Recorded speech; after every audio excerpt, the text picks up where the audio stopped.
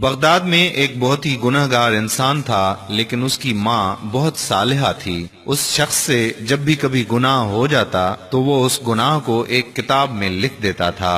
ایک رات کا ذکر ہے جب وہ اپنے دن کے تمام گناہ کتاب میں لکھ رہا تھا کہ دروازے پر دستک ہوئی۔ نکل کر باہر دیکھا تو نہایت ہی ایک خوبصورت حسین و جمیل مہاجبین لڑکی کھڑی تھی۔ اس نے اس لڑکی سے پوچھا کہ کیا چاہیے۔ اس لڑکی نے جواب دیا کہ میرے پاس یتیم بچے ہیں، 3 دن سے بھوکے ہیں، کچھ بھی کھانے کو میسر نہیں۔ اس شخص نے کہا اچھا اندر چلی آؤ۔ اس شخص نے اس لڑکی کو گھر کے اندر بلایا اور دروازہ بند کر دیا، کیونکہ اس عورت کو دیکھ کر اس شخص کی نیت خراب ہو گئی۔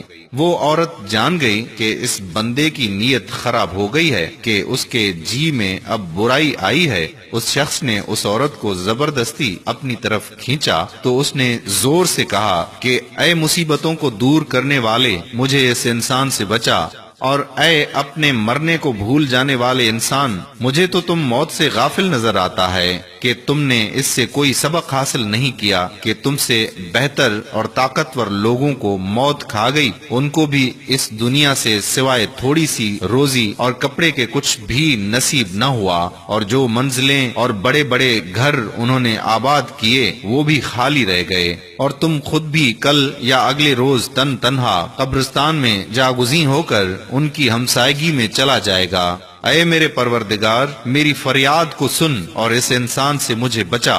اس شخص نے جب یہ فریاد سنی تو بہت رویا اور اس عورت کو چھوڑ دیا۔ اس شخص نے اس عورت کو کھانے کی چیزیں دیں اور کہا یہ اپنے بچوں کو کھلاؤ، میں بہت گنہگار انسان ہوں، اپنے بچوں سے کہنا کہ اللہ سے میرے لیے دعا کریں کہ میرے گناہ معاف کر دے، اور جو گناہ میں اپنی کتاب میں لکھتا رہا وہ گناہ معاف ہونے کے بعد مٹ جائیں۔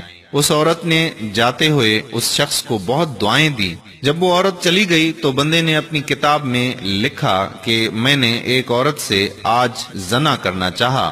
کتاب کھولنے بیٹھ گیا، جیسے ہی اس نے پہلا صفحہ کھولا تو اس پر کچھ لکھا ہی نہیں تھا۔ تمام کتاب چھان ماری، لیکن گناہوں کا تمام ریکارڈ کتاب سے پاک ہو چکا تھا۔ اس شخص نے اللہ کا شکر ادا کیا اور ماں کے پاس چلا گیا۔ ماں کو کہا کہ اس کے گناہ معاف ہو گئے ہیں، کیونکہ میں نے اللہ پاک سے ایک عورت کے ہاتھ پر صلح کر لی۔ اس کے بعد اس نے وضو کیا اور نماز پڑھی اور دعا کی کہ اے رحمان، جیسے آپ نے میرے گناہ مٹا دیے، اب مجھے اپنے پاس بلا لیں۔ یہ کہہ کر سجدہ کیا۔ ماں نے جب دیکھا کہ سجدہ طویل ہو گیا تو اس کو حرکت دی، دیکھا کہ روح پرواز کر چکی ہے اور اس کا انتقال ہو چکا ہے۔ ہم سے قدم قدم گاہے بگاہے گناہ سرزد ہوتے رہتے ہیں، کبھی جانے میں کبھی انجانے میں، لیکن اللہ پاک بخشنے والا ہے۔ توبہ کے دروازے ہمیشہ کھلے ہوئے ہیں۔ اگر سچے دل سے ہم گناہوں سے توبہ کر لیں تو انشاءاللہ اللہ عز و جل ہمیں معاف فرما دیں گے۔